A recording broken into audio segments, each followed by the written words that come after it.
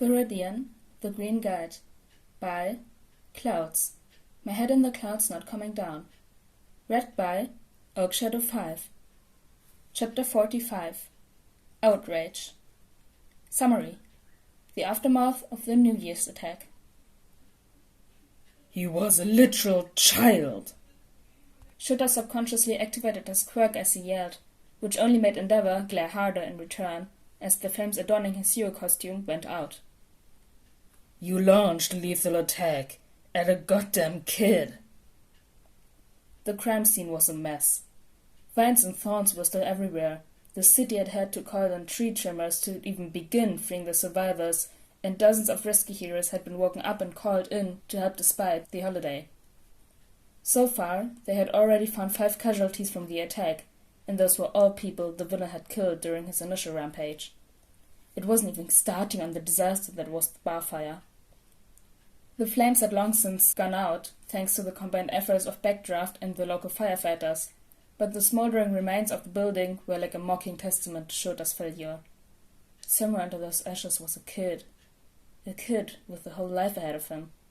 A kid who was just barely learning how to want to stay alive. And now he was dead, and it was all Shooter's fault. He should have insisted on going straight to the bar instead of going with death arms to clear another exit for the civilians. He should have told them not to call Endeavor, despite his quirk being a perfect counter.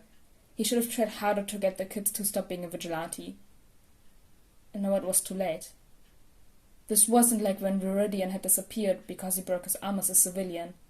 The kid wasn't just going to pop up inside the comms one day like he had then.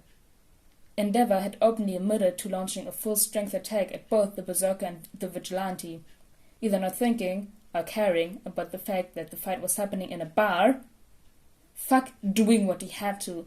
If the great number 2 hero had had even an ounce of respect for situational awareness and property damage, he would have found another way. Eraser. Amplifier put a strong hand on his shoulder. Be careful. The media's watching. Screw the vultures. Shooter growled, but he blinked and stalked away anyway. And viral videos of heroes infighting would do more harm than good, but that didn't mean he wouldn't be going through the formal channels to make sure that Endeavor didn't get off scot-free for murdering a kid. Nezu in particular would probably love tearing him apart. At least the principal's sadism was good for something. Amplifier walked with them until they were far enough to the media to ignore them. How are you holding up? How do you think I'm holding up? Shooter hissed. That he was just... The kid was finally getting better. I know, Amplifier said heavily. I know. It's just... Shooter groaned. I'm going to have to look this kid's parents in the face and try to explain that I was just trying to keep him alive. Why did I let them... Stop that, Amplifier said sternly. If you start blaming yourself or insisting that you could have done things differently, it's just gonna keep you paralyzed in the past. Believe me, I've seen it happen often enough in my rehabilitation group. Shooter sighed. And it doesn't make the kid any less dead. We don't know that, Amplifier said weakly. They're still sorting through the rubble. There's still a chance. It only took half a glass to silence her. As much as Shooter would like to believe that the kid had survived, it was completely illogical to get his hopes up. Even if Endeavor's initial attack hadn't managed to fry him, the building had collapsed within minutes. It was only luck that Amplifier had managed to find a small portion of the wall that had collapsed, or else they'd be digging her out as well. Endeavor, the asshole, would have of course survived based solely on his inborn fire resistance. No wonder he didn't care about bringing down buildings. If it didn't affect him, he couldn't be bothered. Eraser! Amplifier! Both heroes turned sharply toward the shout and were surprised to see Rocklock, of all heroes, running toward them. He was normally more composed than that, and Shooter was about to say something about it when he caught sight of a ragged piece of fabric in his hand. Amplifier gasped. Is that... Viridian's hoodie, Shooter breathed. Where was the kid? One of Ingenium's sidekicks found it in a dumpster a street or 2 over. Rooklock grinned. That stupid, reckless kid made it out of the building. Shota felt himself practically melt with relief and instantly wanted nothing more than to find a quiet corner and curl up with a sleeping bag and never come out. Why did problem children have to be so emotionally exhausting? He silently swore he'd ground Viridian or something, just to get back at him for all the grey hairs he'd caused. Too bad he couldn't just threaten to expel him, but, oh well, he'd find a way to work around it. No good hero was a one-trick pony. What about Viridian? Amplifier asked. Was he anywhere around? If the kid was smart, Shota responded, he'd get as far away from Endeavor as possible. But then again, if the kid had 1 ounce of self-preservation, we wouldn't even be having this conversation. Aw, are you mad at the kid because he made you worry about him? Amplifier poked his arm relentlessly, and Shota had to hit her with a quack and Hank's glare to get her to stop. You're such a dad, Eraser! I'm not a dad, Shota grumbled. I'm not qualified for that position. Rocklock rolled his eyes. Yeah, that's gonna be my job. So, where's the problem child now? Shota changed the subject. No idea. Rocklock shrugged, then looked around and waved at another hero. Yo, Crawler, slide on over here. A blue and red blur sped toward them, expertly dodging all the people between them. Crawler grinned at them when he straightened up. Hey, Razor, you must be pretty proud of your kid, huh? I'd be prouder if he could avoid getting injured every other day, Shota complained. And he's not my kid. Crawler's grin just got wider. You just keep telling yourself that, Eraser Dad. And you can't scare me with your explosion glare. You know, I didn't go to hero school. Shota sighed and hit his face in his capture weapon. So, you're the one that found the hoodie? What makes you so sure the kid's alive? Crawler looked at him strangely, like he was both confused and excited at the same time. Haven't you seen the video? Amplifier jumped in excitement. What video? Crawler smiled and pulled out his phone. There are actually a couple going viral right now. Pop would be so jealous, but I think you like this one the best. The one with him hitting a bouncer in the nuts is pretty good too, though. What? Whatever Rocklock had been about to say was cut off as the video started playing and the 3 heroes huddled around the small screen to watch. At first, the video was just of the burning bar, which looked just as frightening as Shota had expected it to.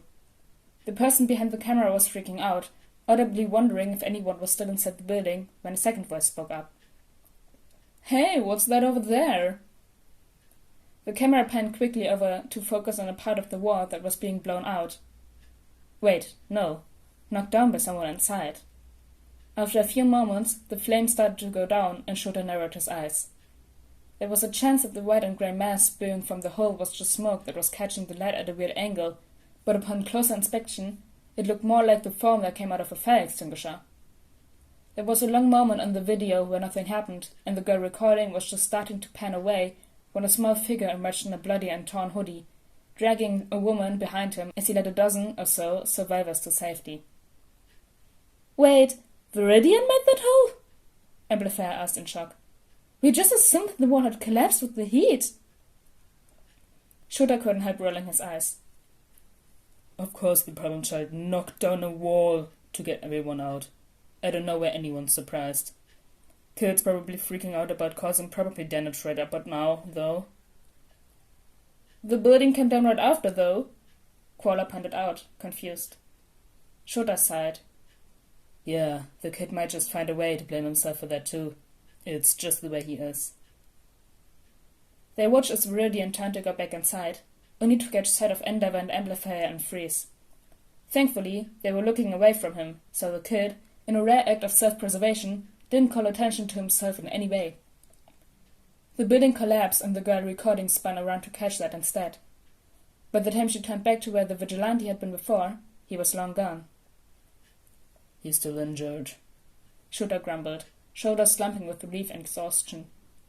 I don't suppose any of the paramedics picked up a kid matching his description? You'd have to ask him, Crawler shrugged. But the kid did good. Yeah. Shota nestled deeper into his capture weapon to hide the small smile on his face.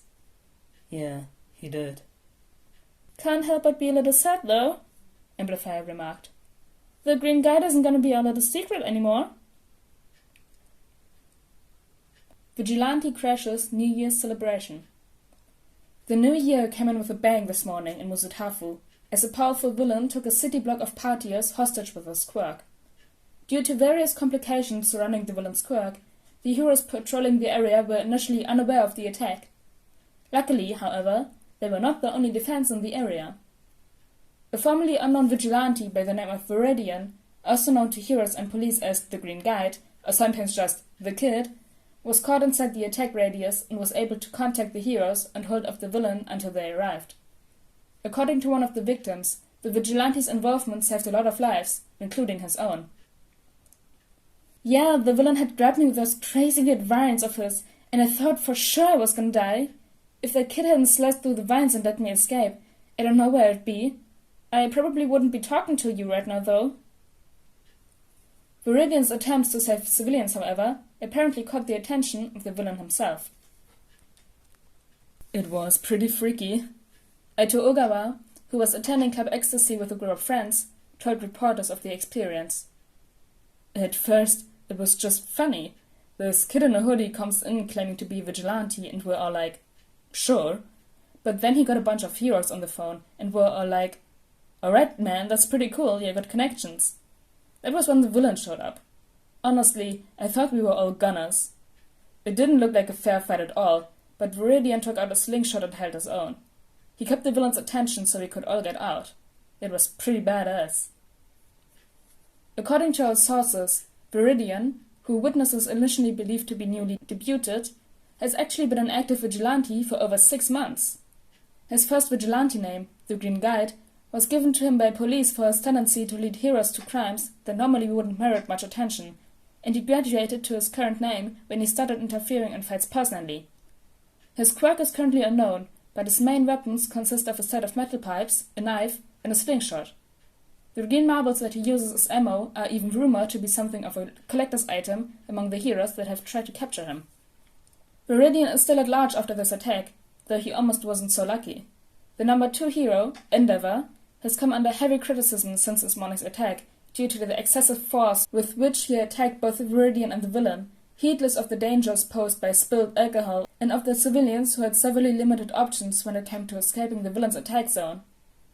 Casualties from Endeavor's attack are still unknown, but it is suspected that there were still multiple people inside the building when Endeavor's fire caused it to collapse.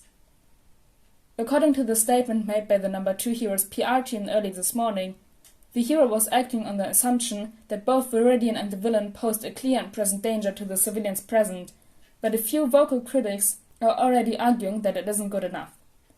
In fact, some are going so far to call Endeavor's action this morning child endangerment. One of the protesters, who refused to give any name aside from Darby, told reporters at the scene. Whatever. I get that nobody knows how old Viridian actually is, but if you watch the videos, it's pretty obvious he's still a teenager.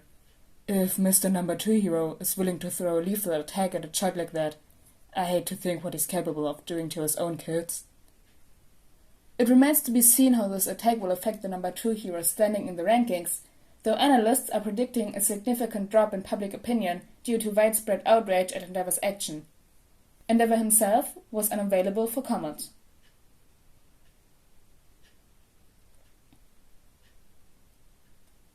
Oh my gosh, Darby showed up! Yay, one of my favorite characters. And also, it's the 5-month anniversary, yes, 5-month anniversary of this Podfic. So thank you all for being here and going on this journey with me. And I hope you all continue to enjoy this Podfic. And also, I hope you all have a good rest of your day. And I'll see you all next time. Bye!